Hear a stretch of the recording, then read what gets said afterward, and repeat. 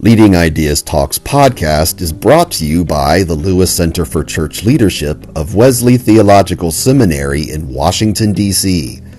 Subscribe free to our weekly e-newsletter, Leading Ideas, at churchleadership.com/leading ideas. Leading Ideas Talks is also brought to you by Discovering God's Future for Your Church. This turnkey video toolkit helps your congregation discern and implement God's vision for your church's next faithful steps. Learn more and watch an introductory video at churchleadership.com/vision. And remember to stay up to date with the latest church leadership strategies and information. Please like and subscribe to this channel and click the bell icon to get updates for new videos. What makes people feel like they truly matter in your church? In a season where many are disengaging from church life, how can leaders help people feel truly seen and valued? In this episode, Jonathan Page talks with Zach Mercurio about his book, The Power of Mattering, and how simple, everyday interactions can transform church culture. Discover practical ways to help people feel noticed, affirmed, and needed, and why that may be the key to deeper connection and lasting engagement. Well, hey there, friends. My name is Jonathan Page, and I want to welcome you to another episode of Leading Ideas Talks.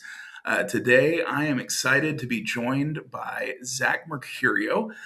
Zach is an author, researcher, and leadership development facilitator who specializes in purposeful leadership, mattering, and meaningful work. Zach advises leaders and organizations worldwide on practices for building cultures that promote well-being, motivation, and performance. He has a PhD in organizational learning, performance, and change from Colorado State University, and he serves as one of Simon Sinek's Optimist instructors, teaching a top-rated course on creating mattering at work. His new book that we're going to be talking about today is called The Power of Mattering: How Leaders Can Create a Culture of Significance. He's been featured in the Harvard Business Review, Forbes, Psychology Today, the Denver Post, ABC News, and now on the Leading Ideas Talks podcast. So, Zach, it is a real pleasure to be with you today. Thanks for joining us. Yeah, thanks, Jonathan. Thanks for your interest. Thanks for having me here. So, The Power of Mattering, we're going to talk a lot about this book. For those who haven't read it, or maybe for those who have, would you just share a little bit about your inspiration to write this, and kind of why does mattering matter? It all goes back to my research as a PhD student. We embedded ourselves with a group of janitors, custodians responsible for cleaning all of the buildings, making everything else possible, doing really, really hard work that's often rendered invisible. And we were trying to understand what made work meaningful, what contributed to thriving amongst custodians, and what contributed to languishing, not flourishing amongst custodians. And one thing that consistently came up for us was that those who experienced meaningfulness were able to see how they and what they were doing were significant, experienced very small moments with other people regularly in which those other people showed them the evidence of their significance.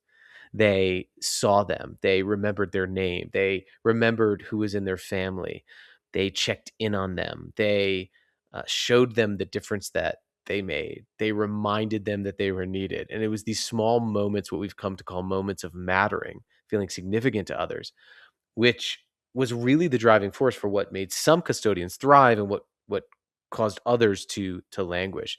People who didn't experience meaningfulness tended to not have as many relationships or interactions in their work in which they felt that they mattered. They had a leader who managed them, told them what to do, how to do it, didn't ever share that with them why it mattered, didn't ever illuminate their unique gifts, and they came to see it as just a job. So those social relationships, those small interactions were so powerful. And then that research led us to study over 1,000 people in 22 different occupations. And we asked them, when do you most feel that you matter? And we did not see any big actions in that data. We saw small interactions. It was very small things, like my leader can name a unique gift that I have and show me the difference that it makes, or my leader checks in on and remembers details about my personal life. It was very small things. And this was all happening at a time where people reported they were feeling more invisible, overlooked, more lonely than ever. And I think we finally got to this point. I finally got to this point where people ask me, why did you want to write this book? I didn't necessarily want to write this book, but I felt that I had to write this book. I had to share what we had been learning about how we can re-enter our relationships and our interactions in a way that helps people feel seen, heard, valued, and needed, which is so critical for thriving. And that's the impetus of the book, but it came from just observing it, on the ground with people doing really difficult work, what the power of a moment of mattering means.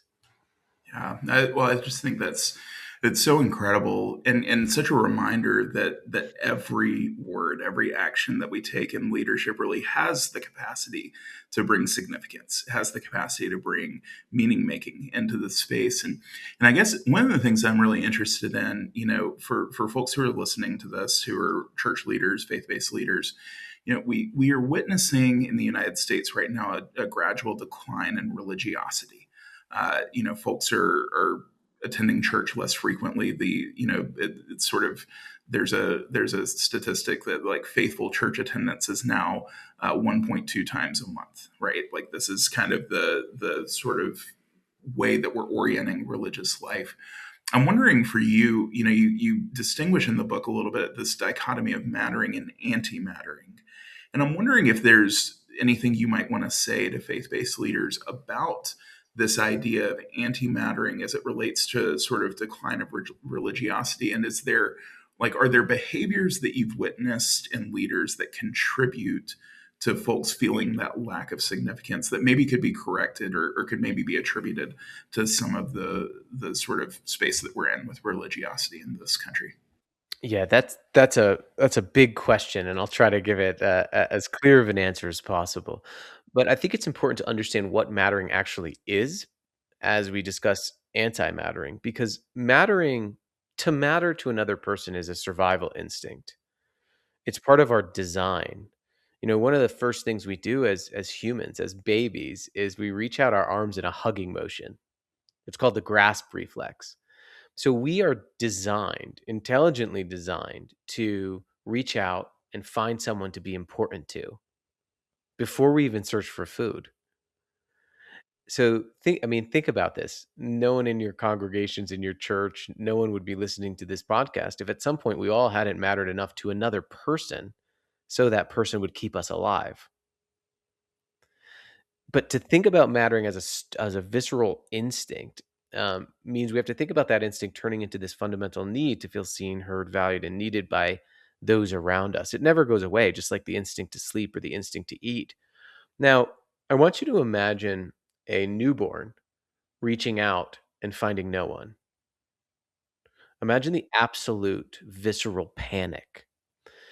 Too many people today, I think, are facing that same stress of insignificance. And that insignificance, when you experience moments where you're overlooked, you feel unseen, you feel misunderstood, results in this term called antimattering, which was termed by a psychologist named Gordon Flett. And antimattering is any moment in which that instinct to feel important is not met, when we feel that we're unseen, overlooked, ignored, uninvited, misunderstood. We feel that we don't matter. And what's important for church leaders to understand is that there's two behaviors that typically follow an experience of not mattering. One is behaviors that indicate withdrawal. So acts of withdrawal, isolating, silencing, withholding, leaving. There's the trend of quiet quitting in the workplace. A career coach on TikTok said a few years ago, "Hey, if you don't like your job, just do the bare minimum just to get by." And that there were people listening to that were like, "Hey, let me share this with my friend," right? It was at the same time that the lying flat movement in China went viral, where people would take pictures of themselves lying flat on their bed to renounce a society that doesn't see them, doesn't hear them. It's no surprise to me that as younger generations have been leaving the church, that younger generations also report at the same time the lowest quality interpersonal interactions, and they indicate that they're the loneliest generation. When people feel that they are insignificant in any relationship, including a relationship with an institution, they will withdraw. Think about any relationship that you vigorously committed to when nobody checked in on you, nobody remembered anything about you, nobody reached out to help you. And so I think acts of withdrawal really are one way of understanding why people have withdrawn from the church and other social institutions. But the second action is people also act out in desperation, complaining, blaming, gossiping, protest. All of these things are usually the language of the unseen and the unheard. So, like quiet quitting or lying flat or disengagement isn't the result of a lazy, entitled, nihilistic generation. It's the result of people who are having lower quality interpersonal interactions, who feel more unseen, unheard, and undervalued by those around them, who have been brought up in an age that should tells them that they're worth, that they'll be valued once they add value, when the opposite is true. People need to feel valued in order to add value. That all results in these behaviors of withdrawal and isolation, or can result in acting out in ways that are perceived as toxic or difficult. Yeah, that's, I mean, really, really incredible insight, and such a. I think it speaks so much to the space that a lot of leaders find themselves in, and it's sort of like, okay, so if we understand some of those root causes and some of those places that people find themselves that might lead them out of spaces of faith-based involvement, well, how do we then introduce mattering into the conversation, and how do we make sure that we're intentional about this? And I love that in the book, there's this framework that's really a pattern of noticing, affirming, and needing. And I wonder if you would just kind of give a basic overview of that flow, and just how leaders can really posture themselves to be able to participate in that flow in a meaningful way. Yeah, and I will say, as you're thinking about this, it's really important to understand the difference between belonging and mattering. Because a lot of faith-based organizations, have focused on belonging. You feel part of something. You're connected to something. Well, I can feel like I belong and I'm connected to something, but feel insignificant to individuals in that group. Like belonging is being picked for the team. Mattering is feeling that the team wouldn't be complete without you. And mattering happens through interpersonal interactions. So it's important, I think, for leaders to understand is that your culture as a church, for example, is the accumulation of the interactions people have on a daily basis with the people around you. That's your culture. The culture isn't the values that you put up, or isn't your statement of faith, or isn't any of these symbols. These are symbols that you belong here. If I go by it, I've gone by churches that say like you belong here on the outside sign, right? But what matters is that if I feel that I matter to the next individual I interact with. So a couple of things that is important around that is, so it comes down to architecting interactions amongst leaders in which people feel those three things: noticed, affirmed, and needed. I mean, in the way that model was developed is we asked people, think about the time when you most felt that you mattered to someone else. What were they doing? And they often, and if you think about this right now, you'll find some combination of feeling seen and heard, feeling like someone recognizes something unique about you, shows you um, how you uniquely add value to a group, and then reminds you that you're needed in a group. And so I think the first place to start is to make sure that, especially all leaders in the organization, but then everybody in the congregation is expected to show up for one another in ways where they feel noticed, affirmed, and needed. And we've been able to identify like 25 skills under the noticing, affirming, and needing practices that we can dig into in just a little bit where some of those practices are. But I think understanding that this happens at the interactional level, belonging and inclusion can happen at the programmatic level, but no symbol can make up for the daily experience of feeling unseen, unheard, and unvalued. I will say this also. I want to go back to something you mentioned about the faith communities. When people don't feel that they matter, they will desperately seek to matter to something else. Oh, interesting. Okay. So a lot of like division in our country, right? Someone says, "Oh, hey, you've been overlooked. I get you. I see you." No matter what it is, what side of the aisle you're on, or what what leader or what product is promising, or what brand or what otherworldly thing is saying, "Hey, I see you, I get you." It's almost like there's so many entities competing to show people how they matter, because we know it's such a desperate instinct that when people have those experiences where they don't feel that they matter, they don't feel seen, or they feel misunderstood, or they don't feel represented in a group, which I think is happening in faith-based organizations, they will go to a product, a brand, an influencer, a politician who is saying, "I see you. Hey, you've been forgotten in these other places, but not here. Come to my subreddit forum." Right. Right. So we need to recreate these spaces where people do feel noticed, affirmed, and needed. And it sounds like a part of what you're saying there, Zach, is that work is not the work of an individual; it's the work of a collective, right? Yeah. That so often, like I run into churches sometimes that treat their pastors like mercenaries, right? Where they're hired to do the job that they don't want to do for themselves. Um, Yeah. I, I feel like there is a distinction though between sort of the individual role and how a leader can sort of foster meaning making and foster mattering versus the sort of collective role. I wonder if you might say a word or two about kind of how do leaders foster that kind of culture in their congregation or in their organization in a way that the onus isn't solely on them to be the ones to make Yeah. everyone better. Well, I think that it's what are the expectations of how we interact with one another, and setting those very clearly and modeling those. People tend to repeat what's modeled for them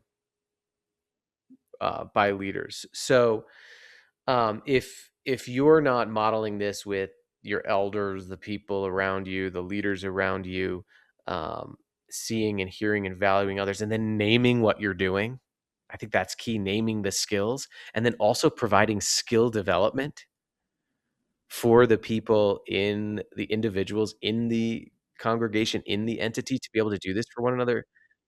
It's important. Like, oftentimes, I'm struck by how often we say, "Hey, just go make sure you're welcoming when somebody comes." But do have we thought about that people might not know how to be welcoming? Like, so I think thinking about these things as skills that we can develop in people is really important. Thinking about it as the occupation of the church to create interactions in which people feel that they matter is important. And one of the things is that, a lot of people will say to me, "Well, Zach, like, your research is like common sense. Of course, people want to be cared for, want to feel noticed, affirmed, and needed." The problem is common sense isn't common practice. And for leaders who are trying to scale this, they have to be aware of how the skills to see, hear, and value people have been withering over the past 25 years. And that as an organization, we have to upskill and reskill people to do this. We have been de-skilled on how to be good people to one another, largely by technology. For example, Jonathan, if you give me some, you know, I know a lot of churches are getting sold like platforms for connection and things like that, right? If you give me some bad news, I can take my phone now and I can just send like a thumbs down emoji and say, "I'm so sorry to hear that. I'm praying for you." Right? So every time I send that message, it's not bad, it's good for efficiency. But every time I send that message, I get out of the social situation in which I have to be in that discomfort, sit with you, seek understanding, demonstrate empathy, show compassion. If you give me some good news, I can say, "Hey, really proud of you." Confetti emoji, that's my favorite. I don't have to sit with you and say, "I've really noticed your perseverance. I'm here for you. Like, I'm really proud of you." Think about this. The average US adult sends 30 to 40 text-based messages a day to one another. We're more connected to each other, but we're lonelier than ever. And so what's going on? Well, in psychology, there's this concept called skill decay, where for a social skill, we actually lose a social skill. It starts to decay within 8 days of not using it. Think about all of the people, potentially people in your church, potentially leaders, potentially elders, who have not had to show compassion to another person in real time in the last year because we're able to get out of it using digital technology. So I think that one of the key ways to do this is we have to say, "Hey, here are the skills and abilities that we need to have to cultivate interactions in which people feel noticed, affirmed, and needed.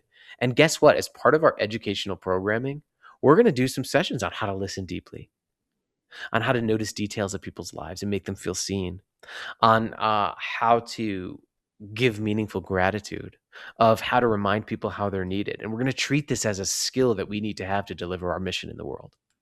That's beautiful. Well, and it's a great segue to talk a little bit about that specific skill building set and kind of how to lean in on that, because so much of, one of the trends that we're really noticing in church leadership in general is um, this reemergence of the importance of incarnational ministry. In other words, Hmm. that you show a willingness to abide with someone. In hospital chaplaincy, the phrase that gets used often is being a non-anxious presence, right? Like Ah, this idea of like, but to do that, you actually have to show up, right? You have to physically be there to be able to make that happen. And so, how do you translate that into all the different spaces that church leaders are called into? And so, it's really helpful to think about this, kind of stepping into the space of noticing. yes. And so, in the book, you offer this great distinction between seeing people and hearing people. And so, I wonder, as you think about specifically faith-based leaders, could you share a little bit more about the distinction between those and why that's so important? Yes. So, and this is so important because, hurry and care can't coexist. And we're more in a hurry than ever. Our attention is being fracked more than ever. And I love this idea. I think Mother Teresa called it the ministry of presence, right? This idea of being present, being with somebody, giving someone their attention and your intention and your time and your skilled attention for them. And that really is what noticing is all about. Noticing people is seeing and hearing them. Seeing somebody is paying attention to the details, ebbs, flows of their life, their work, their energy, and offering them proactive actions to show them that you're thinking about them, that you're remembering them. It's seeing somebody is about asking questions that go beyond the greeting. Greetings like, "How are you? How's it going? How was your day? How are you feeling? How have things been for you?" And going into the question that gets at some details like, "What has your attention this morning? What have you been thinking about most this morning? What's the most meaningful moment you've had today? Um, what's something you're struggling with? How can I help? What's getting in the way of you having a good day today? Is there anything I can remove for you? Any barriers I can take away from you?" That's a skill, right? Asking those deeper questions.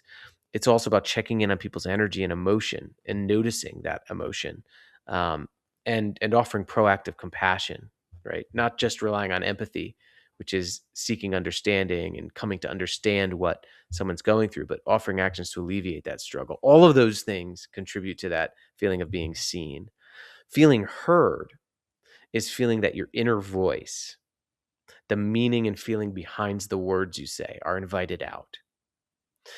When you feel heard, it's like when you ask somebody, "Hey, what did you do last weekend?" And they say, one person says, "Oh, I did nothing. I didn't do anything. No plans." And then maybe another person said, "Oh, I didn't do anything. I didn't have anything to do. I had no plans." It's the same objective message, right? It's the same objective words, but the meaning is completely different. The person who helps someone feel heard listens for total meaning and says, I noticed that you sound frustrated about that, not having plans. Is that right?" And are not afraid to dig into the feelings and the voice behind the words. It's being able to invite that voice and that experience out. So those two sides are incredibly important. But I will say that one of the biggest barriers to those right now is our attention spans, which have nearly halved, researchers find, in the last 10 years. Our ability to focus on the person in front of us. Um, 10 years ago, on average, we could focus on one thing without getting distracted for about 2.5 minutes. Gloria Marx was an American psychologist. She replicated those studies 2 years ago, and now it's about 47 seconds. So we have to have some process to retrain our attention, to note down what we hear, to reflect back, to think about people when they're not with us, and then tell them we're thinking about them. All of those things contribute to helping someone feel noticed. Yeah. Well, and I think it's a remarkable space to live in of just being able to essentially, in some ways, you're just being able to tell someone's story back to them in a Mm. way, and then practicing appreciative inquiry in a way Mhm. that really allows you to go to that deeper level of going beyond, like you said earlier, it's going beyond belonging to mattering.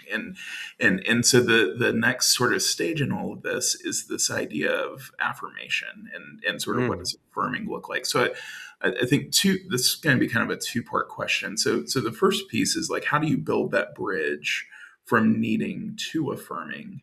And then within the affirming space, I wonder if you talk a little bit about the difference between public and private affirmation, and sort of how you scale that in sort of your leadership efforts. Yeah. So again, noticing the reason why affirming comes after noticing in the model is because we can actually meaningfully affirm people when we are truly seeing and hearing them. The root word of the Latin root of affirm is affirmare, and it literally means to firm up or make stronger.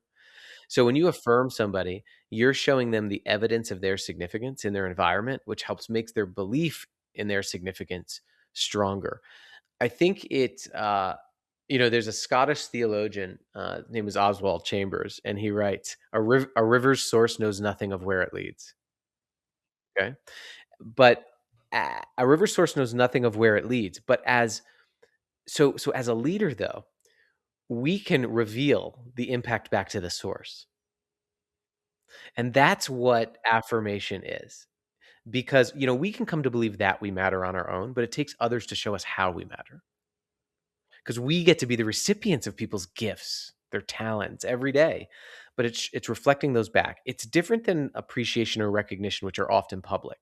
Appreciation is showing gratitude for who someone is. You can do that in a program. It's like, we have teacher appreciation weeks. Like you can do that in an event or a symbol. Recognition is showing gratitude for what someone does. It's elevating their activity or their work or the result that they produce. But affirmation is showing somebody how their uniqueness makes a unique difference. It is it's revealing the impact back to the source. So you can have symbols of value for someone. You can symbolize that someone's valued or recognized or appreciated publicly. But if they don't have interactions in which they feel valued every day, those symbols can create dissonance. It's like when a church tells you someone that you're valued and you're welcome here, but then I feel like no one's ever checked in on me. I feel that I'm judged, for being new or for doubting or not coming in for a while.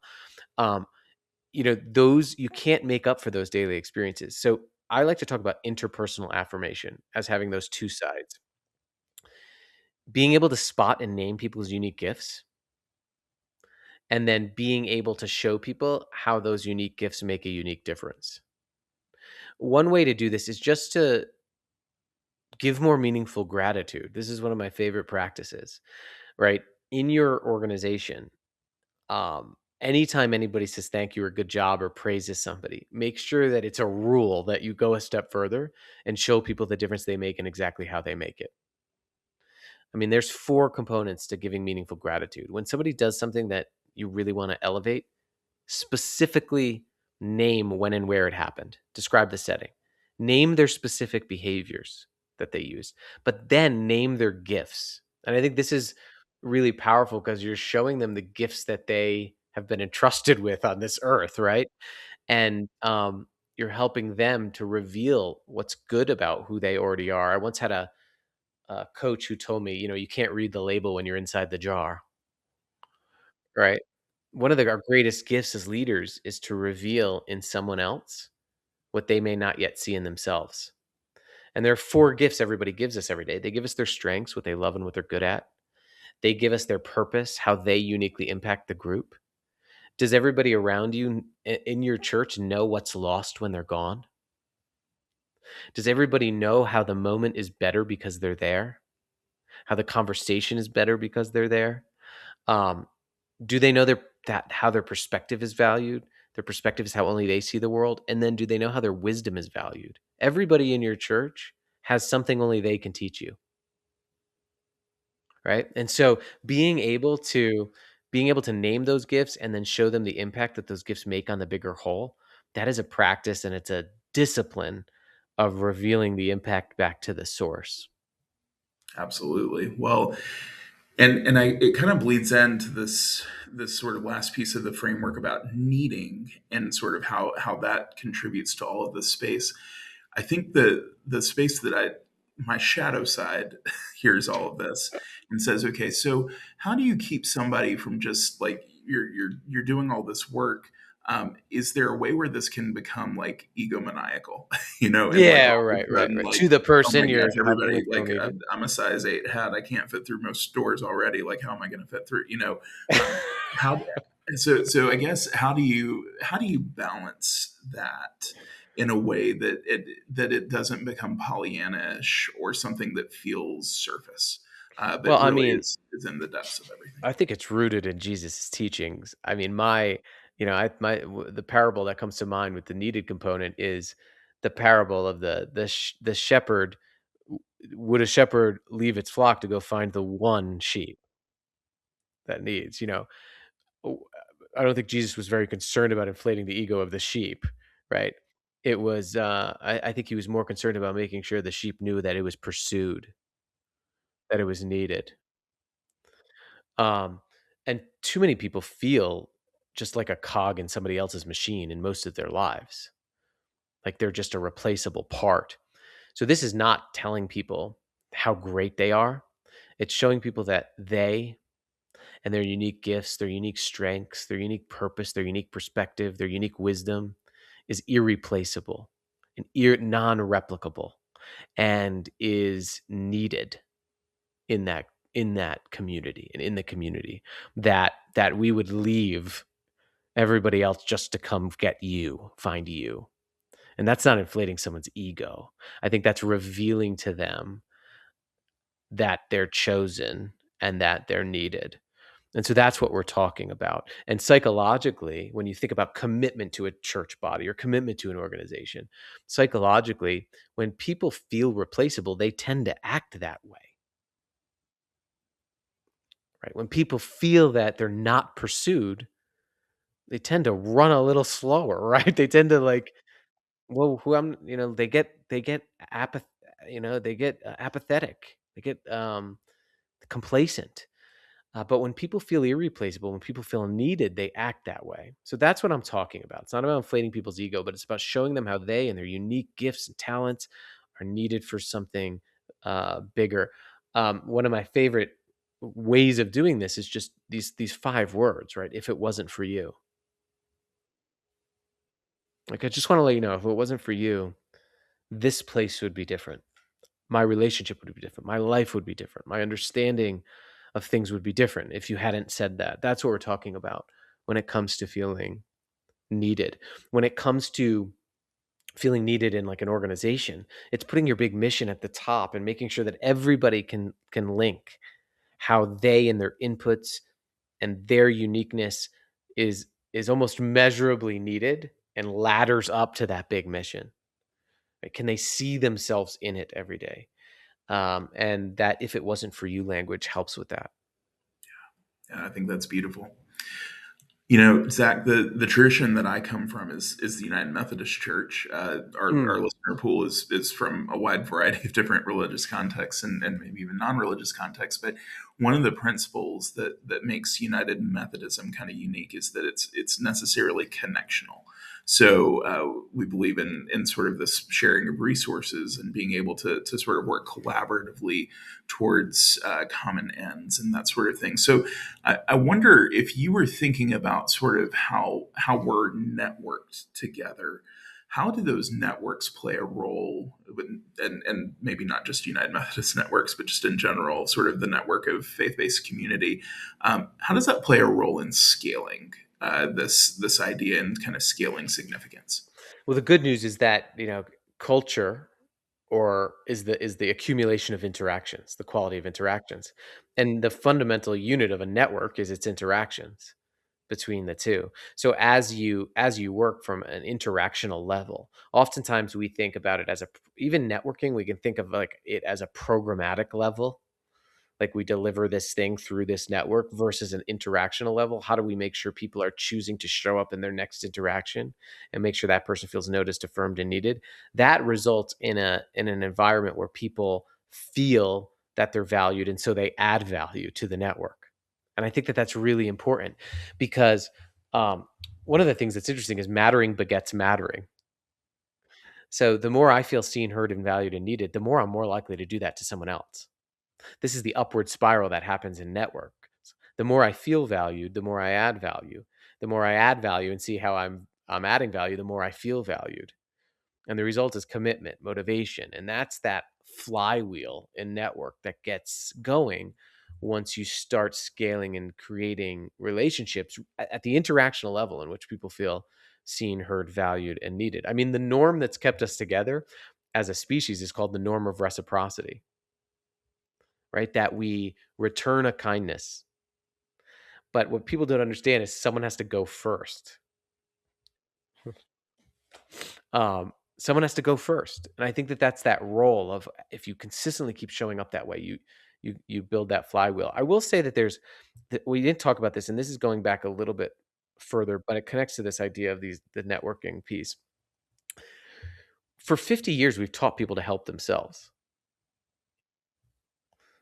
For a half century, we've taught people to optimize themselves, that they're independent. Um, and like if you look at the New York Times best-selling books for the self-help section, they're all books on how you can cope with the trauma that someone inflicted on you. There's no best-selling books that are like how not to be a traumatizer, right? Because that wouldn't sell very well. So we've taught people to be self-obsessed. And I think that one of the things that we have to do is we have to start teaching people that success is really looking outward, right? Success is being compassionate, kind, um, giving, self sacrificing. But one of the tensions that I see is while the church teaches that, they often operate in economic and other models that reward the opposite. And so we can't rely on people to be morally good in a system that incentivizes them not to be. So we have to also think about our systems, and are our systems, especially within these networks, encouraging the behaviors and modeling and rewarding the behaviors we say we want, or are they or are they subtly rewarding things like status, power, money, influence? Um, and we have to be careful, very careful of that, because that can get very sneaky. Absolutely, it's one of the core beliefs I have. Coming from a church management world, kind of a denominational office space. We were finding, gosh, the two primary measures we were asking churches to take on a consistent basis were worship attendance and giving. Yep. And so all of a sudden, there you go. That's the economic model of like, well, do you have butts in the seats? Do you have dollars in the plate? When that may not be the end result of faith-based living, right? um, and That's an indicator. I think like what's interesting, and this is a good discussion too to think about as a leader, is those are lagging indicators. that's right. Like That's exactly metrics right. are lagging indicators. The leading indicators of those things are how people feel on an interactional basis. Yeah, we have to. I'll have to be careful here because I would nerd out with you about that for the next like hour, and Yeah. I don't know if we But have I that. d but I think it's important that when you're having these discussions, it's like, how do we so I'll give you an example from the private world just real quick. I had a VP of sales who said, "Well, this is all great, Zach, but how do I get people to, um how do I show people that they matter when I need them to get their numbers up?" And I was like, "Okay, well, what do you currently do?" And she said, "Well, I have a meeting and I tell them they need to get their numbers up." And I go, "Well, how do they feel about that meeting?" And she was like, "They hate it. That's why I'm reaching out to you. I need help." And I say, "Just start the meeting by saying, how can we contribute more to our customers to get the numbers up? And try that." And she said the energy was totally different. Of course it's different. Like how can we more enact on an interactional level the ministry of Jesus, for example, to get attendance up? Is a very different conversation. Amen. Amen. It's so true. Well, Zach, I know we're kind of getting close to the end of our time together.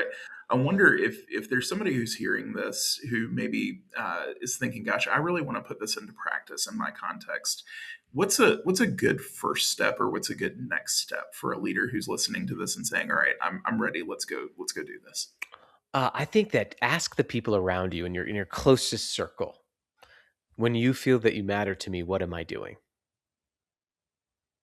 And sit and listen. And some people say, I'm not going to ask that because I'm worried they won't have anything to say.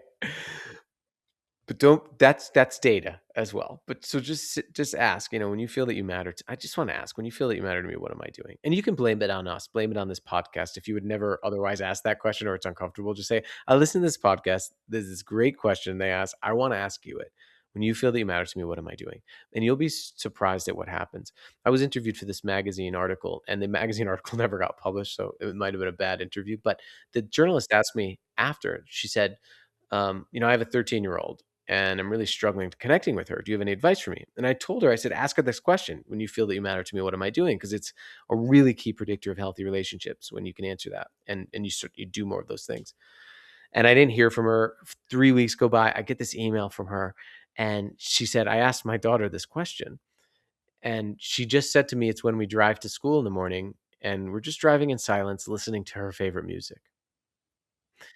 And she said it got me emotional because that was just a chore for me. It was just a routine for me, but it was everything to her.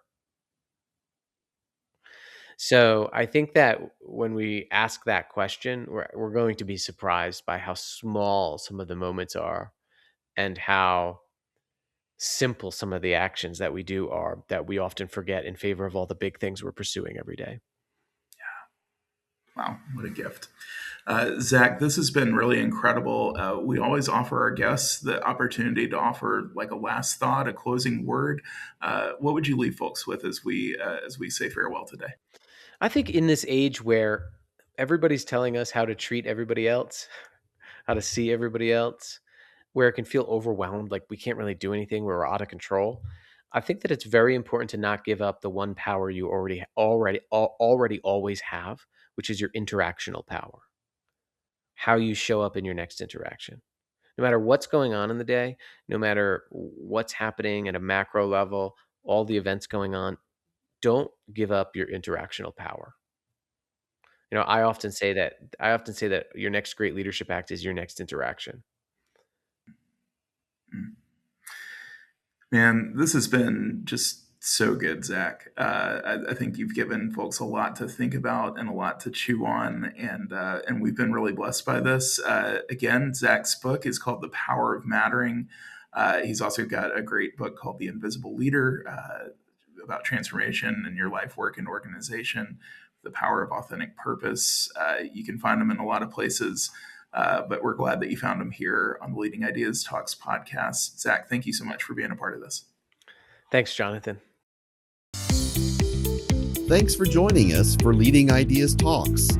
Please like and subscribe to this channel and click the bell icon to get updates for new videos.